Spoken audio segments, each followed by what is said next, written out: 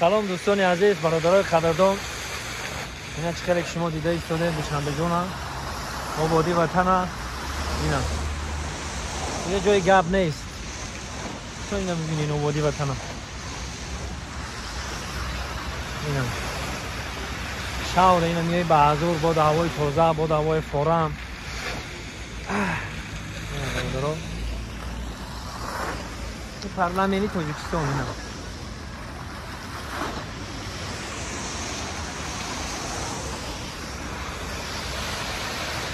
نه شما دا نشان بتون دوستان.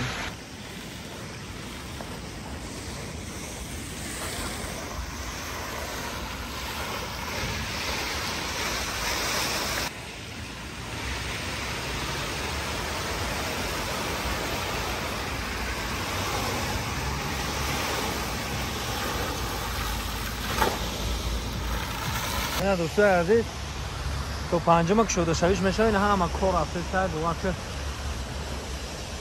اینجا ممکن نبوده اینا باشه. من رفتم سیانکا میگم از کار رفته سر را کار تبسیم یه اصلا دو دوران تانتانو رو بینیم اینا. انشالله که روز پنجم تا پنجم میکشن. اما میمونه اگه توی تمام اینجا میایم تا پنجم میکشن. خدا نگهبان.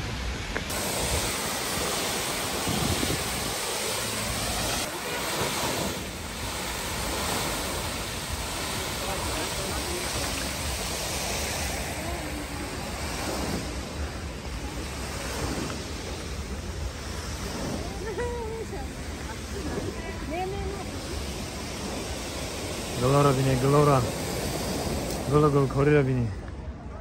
برادرای عزیز، خواستم که ما توی برام اگه خودم تماشا کنم، نمیخوام که خودم تا آخر تماشا کنم. نه شما هم ببینید چشم رو بتنینم. بابا اسماعیل سامانی